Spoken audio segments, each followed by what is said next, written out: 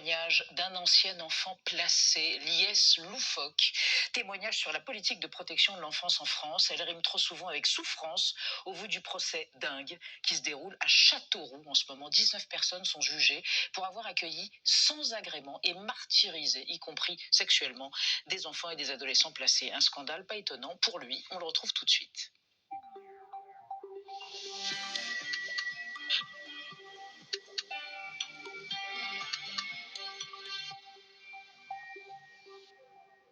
Lies Loufoque, bonsoir. Bonsoir. Je vous présente Alan Diaye et Benjamin Sportouche.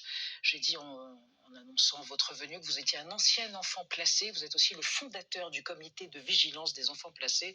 Vous êtes désespéré, vous êtes combatif au moment où se déroule ce procès à Châteauroux? Les deux, désespérés parce que ce procès malheureusement n'est pas à la hauteur, en tout cas de mes attentes.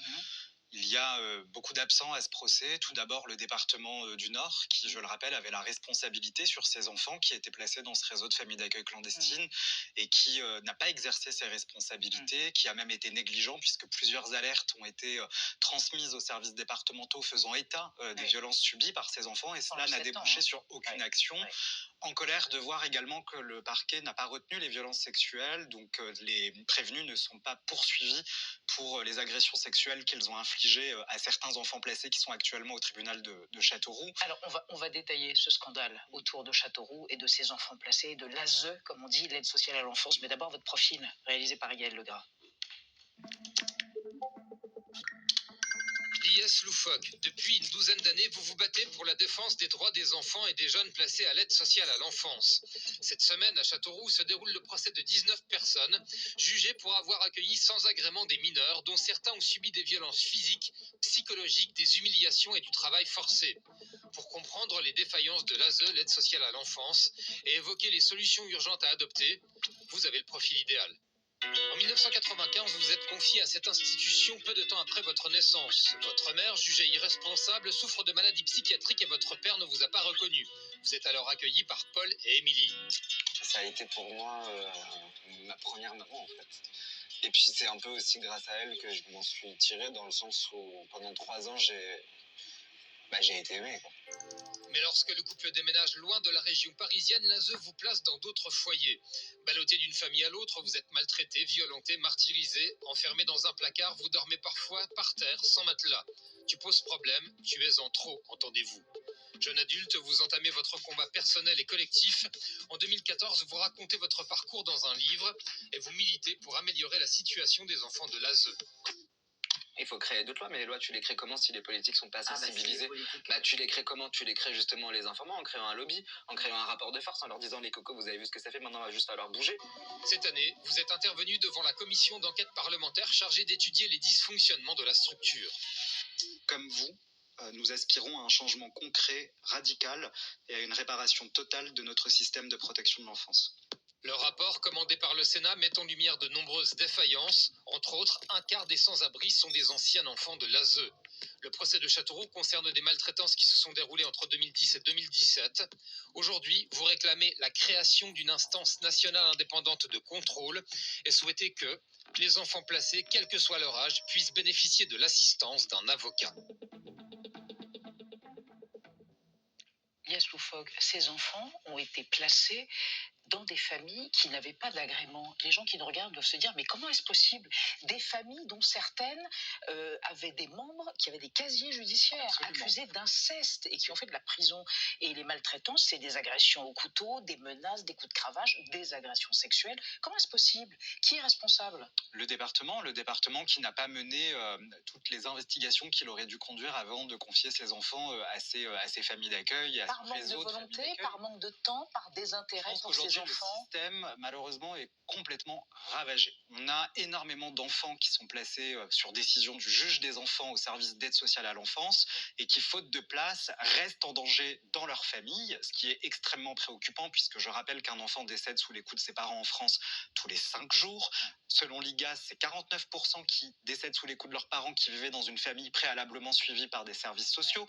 Donc c'est des morts que nous aurions pu éviter. Et aujourd'hui, les départements sont pris dans un dilemme. Est-ce que je laisse un enfant enfant en danger dans sa famille et est-ce que je prends le risque qu'il meure sous les coups de ses parents, ou est-ce que je vais le placer dans des structures qui ne sont pas habilitées, qui ne sont pas forcément adaptées à ses besoins, et voire pire, qui ne respectent pas les droits fondamentaux des enfants qu'ils vont accueillir. Voilà, on est aujourd'hui dans cette situation-là, et c'est bien pour cette raison qu'on arrive au bout de quelque chose, au bout d'un système.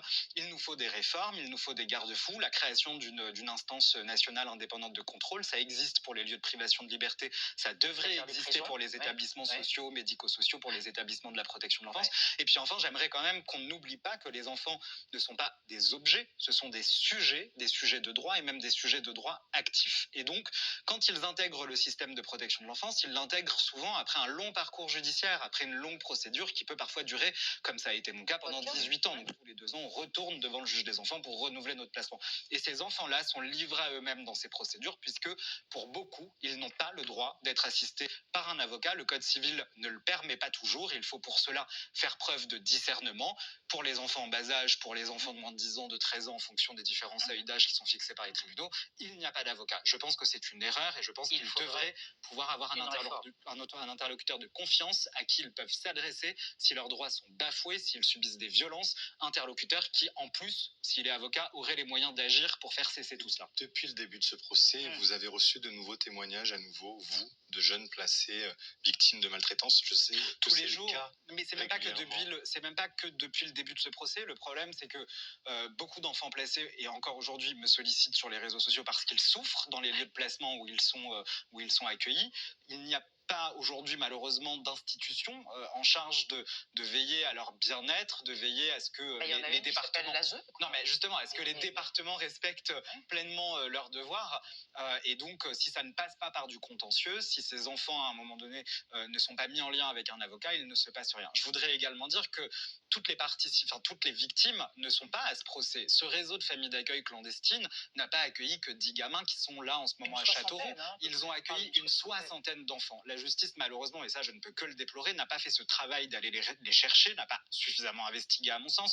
Et donc il y a probablement beaucoup plus de victimes que ceux qui sont actuellement partie civile au procès. Ouais. D'ailleurs, j'en profite parce que je sais qu'on ne va pas avoir beaucoup de temps. Je lance un appel à témoins. Vraiment, si vous avez été placé dans ces familles d'accueil qui sont actuellement incriminées, si vous avez subi des violences, manifestez-vous, écrivez-moi sur les réseaux sociaux pour que je vous mette en lien avec les avocats des parties civiles. Vous pouvez obtenir des réparations. Le département a commis une faute. Si ce n'est pas un procès pénal qui s'ouvrira pour vous, ça pourra de toute façon être un procès civil. Vous avez le droit de demander à ce que les élus, les présidents de département rendent des comptes et il va falloir qu'on arrive à cette époque. Vous êtes entendu. On va évoquer avec vous, Lies Loufoque, et avec Anna, la santé dégradée des enfants placés. Oui, il y a une grande enquête France Info qui est sortie au mois de février sur la santé de ces enfants et on y apprend que les enfants de l'aide sociale, par exemple, sont moins bien pris en charge que les autres. Et la deuxième chose, c'est que ceux qui sont victimes de violences peuvent perdre jusqu'à 20 ans d'espérance de vie. Les chiffres sont édifiants. Ils vont développer 2 fois plus de maladies cardiovasculaires, 11 fois plus de démence, 37 fois plus de syndrome dépressif. C'est ce que détaille une médecin dans cette enquête. Alors, dès leur naissance, certains passent des mois à l'hôpital faute de structure pour les accueillir et développent déjà des séquelles par manque d'affection. Et on découvre aussi que plus tard, à l'adolescence, certains médecins avouent qu'ils sont obligés de leur donner des calmants, de les mettre sous sédation, les plus violents, qui souffrent par ailleurs de troubles dépressifs très graves, faute de personnel, là encore, pour les encadrer. Lies Loufoque, on le sait, les services médicaux en France, ils sont saturés, mais est-ce que c'est encore plus difficile quand on vient de l'ASE ? Évidemment, c'est un parcours du combattant. La loi oblige les départements à proposer systématiquement un bilan de santé dès que l'enfant entre dans le système de protection de l'enfance. Aujourd'hui, nous savons que moins d'un quart des départements respectent leurs obligations légales à cet égard et qu'ils ne passent pas systématiquement de bilan de santé pour les enfants dont ils ont la charge. C'est un scandale. C'est un scandale aux conséquences parfois dramatiques puisque tout cela va avoir un impact tout au long de la vie de cet enfant, même à l'âge adulte. Vous avez évoqué cette étude du Lancet qui disait qu'on pouvait perdre jusqu'à 20 ans d'espérance de vie.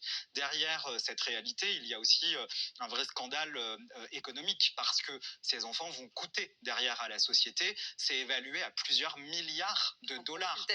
Voilà. Donc c'est évalué à plusieurs milliards de dollars. Si on investit suffisamment dans notre système de protection de l'enfance, nous pouvons récupérer près de 30 milliards d'euros. C'est 1,4 point de PIB dans notre pays. Donc, il va falloir vraiment prendre en charge ces enfants. Mais en fait, il va falloir qu'on leur accorde une place dans la société. Il va falloir de les qu'on s'intéresse à eux. Oui, parce que ce procès nous démontre, mais ce n'est pas le premier, des affaires, il y en a eu, ça fait longtemps qu'on les dénonce. Je suis venu plusieurs fois sur votre plateau pour parler d'autres affaires. Et systématiquement, ça nous dit quand même quelque chose d'assez grave, c'est que la vie des enfants placés, une fois qu'ils intègrent le système de protection de l'enfance, vaut moins qu'un enfant qui serait resté dans sa famille. Et ça, c'est juste un message que la société envoie qui est déplorable. Ces enfants, ce sont les nôtres. Nous avons une responsabilité à leur égard. Oui, c'est notre futur. Bien sûr. Une dernière question. Vous avez été martyrisé, mis sous médicaments, vous avez subi des violences sexuelles quand vous étiez placé, on ne va pas revenir dessus. Vous avez failli déraper dans la violence qui engendre la violence quand vous aviez 14 ans. Vous vous en êtes sorti. Il y a une lueur d'espoir. Cette résilience, ce mot est vilain, mais je ne l'aime pas, oui. Personne ne l'aime, mais vous en êtes quand même l'incarnation. Mais oui, mais après, c'est un parcours du combattant et on n'est pas tous armés de la même manière. Il y en a qui vont s'en sortir, qui vont puiser des ressources qui sont en eux, qui vont être entourés, qui à l'âge adulte vont faire de bonnes rencontres, et d'autres qui vont se suicider, qui vont finir en prison, qui vont finir, on l'a dit tout à l'heure, à la rue. Nous sommes quand même surreprésentés dans toutes les couches de la société qui vont les plus mal aujourd'hui. Et cela, ça n'arrive pas par hasard. C'est parce que le système de protection de l'enfance est défaillant, parce que les cadres de ce système ont été mal pensés. Moi, par exemple, vous savez, je pense que le système de protection de l'enfance, l'aide sociale à l'enfance, ce n'est pas une politique sociale. Aujourd'hui, on en parle comme étant une politique sociale. Pour moi, c'est une politique atypique. C'est l'une des politiques les plus singulières parce que c'est celle où la puissance publique va s'immiscer avec le plus de vigueur dans la vie d'un être humain. C'est une politique non pas sociale, mais de suppléance parentale. Et c'est ce rôle-là que doivent avoir les présidents de département et l'ensemble des professionnels qui exercent auprès des enfants placés. À bon entendeur, merci Lies Loufoque. Et je signale que votre témoignage dans l'enfer des foyers, que vous aviez coécrit avec Sophie Blandinière, vient de ressortir en format poche. Merci encore. Merci à vous.